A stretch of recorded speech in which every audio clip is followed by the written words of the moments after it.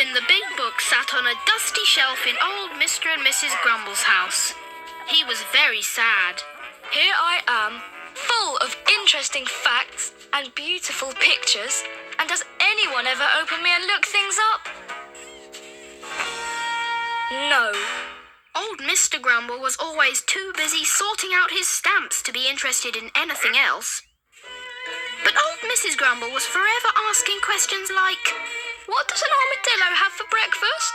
or Why does my big toe have a knobbly bit on it? old Mr. Grumble would reply grumpily, Don't ask me, I don't know. but Boffin the Big Book would jump up and down on his shelf. Ask me, I know. I'm Boffin the Big Book, and I know everything. But nobody heard him.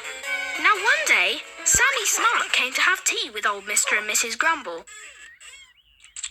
Halfway through a jam donut, old Mrs. Grumble piped up, What's the hairiest thing in the world? What? Don't ask me, I don't know.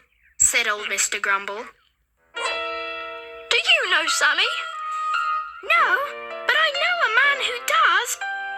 Sammy took Boffin the Big Book down. You can find everything out by looking it up in here, said Sammy. It's an encyclopedia.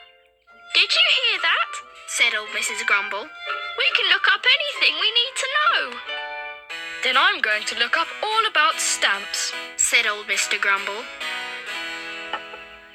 And from that day on, old Mr. and Mrs. Grumble never stopped looking things up.